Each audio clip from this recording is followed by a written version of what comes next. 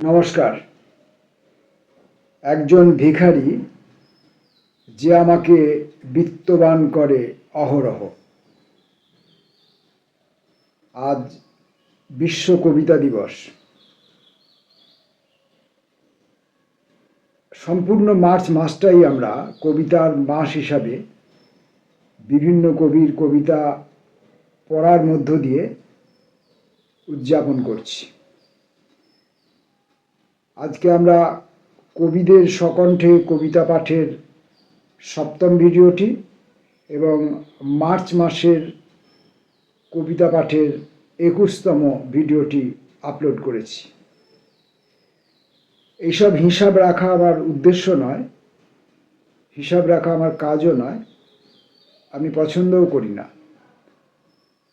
কেবলমাত্র কবিতার মধ্যে ঢুকে থাকা, সেখানে আমি কতটা ত্রুটিমুক্ত হলাম, কতটা আমি পরিচ্ছন্ন হলাম, কতটা আমি বিজ্ঞাপিত হলাম, কতটা আমি নিজে উজ্জ্বল হলাম, সেটাও আমার মুখ্য বিষয় নয়। বিশুদ্ধ হতে পারলে, পরিচ্ছন্ন হতে পারলে, আকর্ষণীয় হতে পারলে খুব ভালো, কিন্তু আমার সীমাবদ্ধতা আমাকে তা হতে দেয় না। তাহলে আমার সীমাবদ্ধতা, যেমন আমি চোখে কম দেখি, আমার কণ্ঠস্বরের উচ্চারণ অস্পষ্ট, অসাধু, অসংস্কৃত, তা এই সবগুলো থাকার জন্যে আমার ভিডিও শুনতে এবং দেখতে সুন্দর হবে না। তাহলে এই অসৌন্দর্যকে স্বীকার করে নিয়ে আমি কি কবিতা থেকে সরে থাকব? তা থাকব না।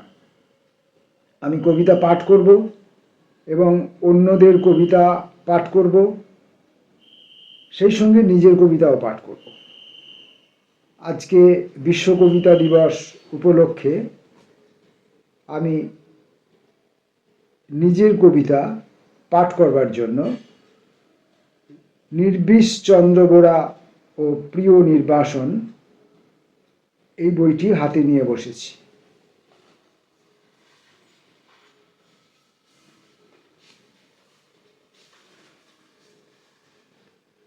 সান্নিধ্য।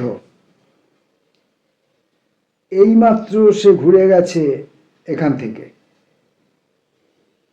ছোট বড় ছায়াগুলো এখানে ওখানে পড়ে আছে এখনো, তার শরীরের গন্ধ আর রং সঙ্গে নিয়ে। আমি তখন একটা বড় বটগাছের উল্টো দিকে ছিলাম। সেতারের কণ্ঠে একটা করুণ আর্তনাদ আঁকা হচ্ছিল ক্ষীণ রেখার অবয়বে। নদী যেমন বহু দূর থেকে মানুষকে ডাকতে পারে, সেরকমই কিছু প্রাকৃতিক নারী যন্ত্রণা, যা এখনো আবিষ্কৃত হয়নি, আমন্ত্রণপত্রের বয়ান লিখতে থাকে। তার সঙ্গে দেখা হয়নি যাদের, তাদের সবাইকে সঙ্গে নিয়ে যাব একদিন তার কাছে। এখন কেবল এটুকু বলে রাখি, নিছক প্রেম নিয়ে আমি কখনো কোনো কবিতা লিখি না।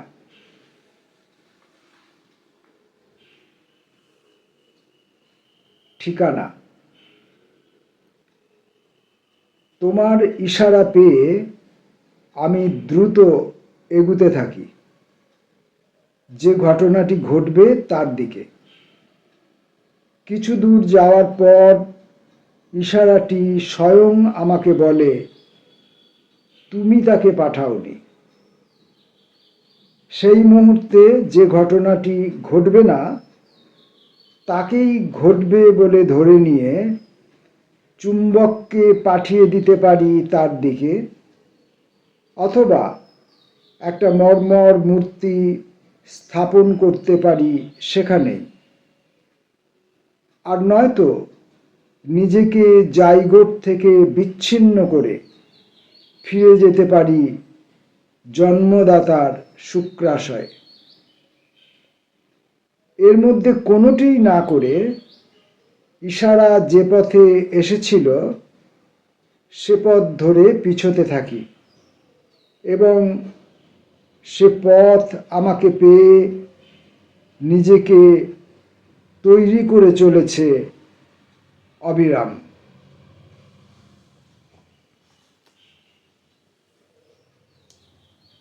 মধ্যবিত্ততা। যে দিনগুলোকে নিয়ে ভয় থাকে, উৎকণ্ঠা থাকে, সেগুলো একদিন পিছনে চলে যায় এবং পিছু ফিরে তাকালে দেখি সবজির শুকনো খোসা তারা। উপরের স্তবকে লেখা শব্দগুলোর মধ্যে দান্তে বা গেটেকে খুঁজে পাওয়া যাবে না। আমাদের পাড়ার ভূতপূর্ব কোনো যুবককে পাওয়া যেতে পারে, পাড়ার ছেলে বা ঘরের মেয়েকে নিয়ে লেখা উপন্যাস পেঙ্গুইন থেকে ছাপা হয় না। সোনালি চুল, নীল চোখ অথবা কালো ত্বক, মোটা ঠোঁট টেস্টোস্টেরন বা কর্টিসল ক্ষরণে সাহায্য করে। ঘড়ির কাঁটা নাকি একই পথে ঘুরে মরছে সারা জীবন। তার বৃত্তাকার রাস্তাকে এবার অন্য কোনো আকার দেওয়া হোক। মিথ ও ইতিহাসের কথা না ভেবে।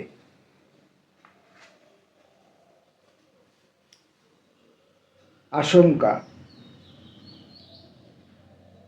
বসন্তময় পৃথিবীতে আমরা দেখি প্রতি মুহূর্তে অজস্র শাখার উঁকি ফুটে উঠেছে। কাণ্ড ও পাতার 30 ডিগ্রি কোণে হাজার হাজার সূর্যোদয়। এদিকে রাশিয়া ও ইউক্রেনের যুদ্ধে ভেঙে পড়ছে মানুষের সভ্যতার আস্ফালন। সংবাদ মাধ্যমের ব্রেকিং নিউজের লালায় তৃতীয় যুদ্ধের আশার বীজ রোপণ হচ্ছে মহাতৎপরতায়। বিপন্ন হয়ে পড়ছে আশঙ্কা শব্দটির অস্তিত্ব। কিছু মানুষ পূর্বে যাচ্ছে, কিছু পশ্চিমে। এরা কি সূর্য সন্ধানে নাকি হননের বিলাসে জানে না।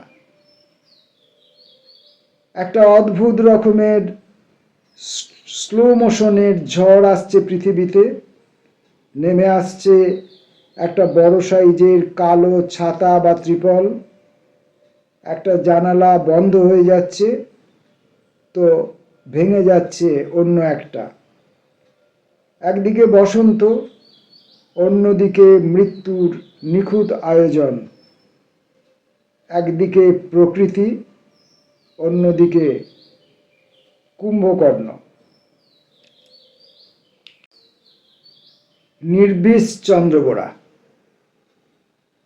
নিজেকে নিজে বেষ্টন করছিল চন্দ্রবোড়া। ঘুরছিল আর কুণ্ডলি পাকাচ্ছিল নিজের দখল করা জায়গায়।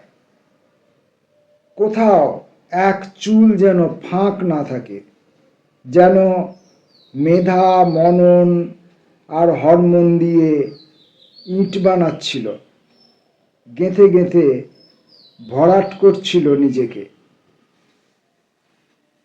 দংশনের প্রয়োজন এবং পদ্ধতি ভুলে গিয়েছিল। নিজেকে নির্বিষ করার সাধনায় ভোঁতা করেছে সব ইন্দ্রিয়কে। স্থবির দেহখানি নিয়ে সে এখন দেখে চারদিকে উঁচু উঁচু গাছ আর প্রচুর শূন্যতা। মাটির নিচে অনেক গভীর পর্যন্ত শেকড় আর মাঝে মাঝে নির্বাক জল।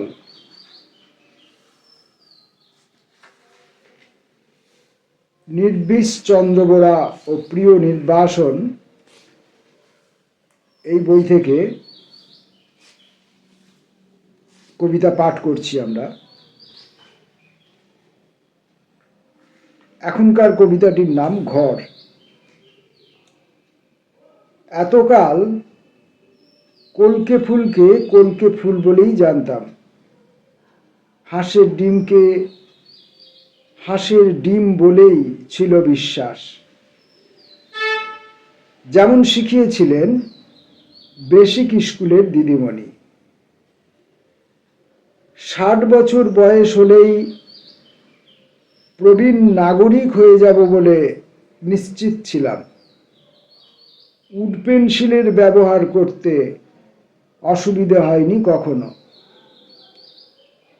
আজ বিশ্বাস শব্দটিকে আঁকার জন্য প্রয়োজনীয় রং খুঁজে পাচ্ছি না কোথাও। সিঁড়ি এবং লিফটের মধ্যে কোনটা বেশি নিরাপদ তর্জমায় পাচ্ছি না। অথচ কতবার তো দেখেছি এক টুকরো থার্মোকল থেকে বেরিয়ে আসছে সেই আশ্রয়টি, যাকে আজও আবিষ্কার করেনি কেউ।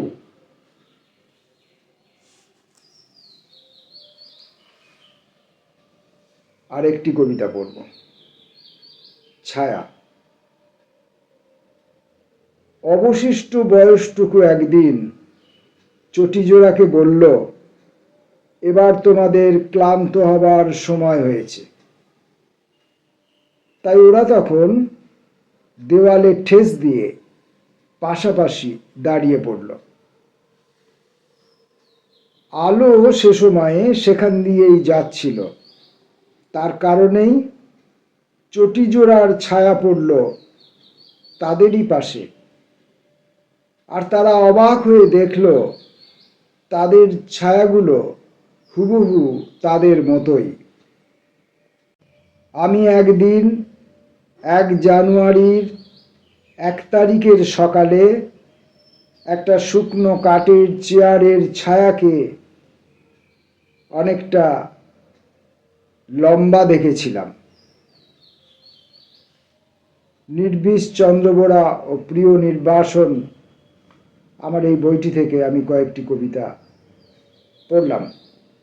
আমরা বিশ্ব কবিতা দিবস উদযাপনে মধ্যে রয়েছি। এর আগে আমরা একগুচ্ছ কবির কবিতা পাঠ করেছি, কবিদের সকণ্ঠে পঠিত কবিতা শুনিয়েছি। এবার আমরা আসব মার্চ মাসে ভাস্কর চক্রবর্তীর কবিতা নিয়ে। ততক্ষণের জন্য নমস্কার।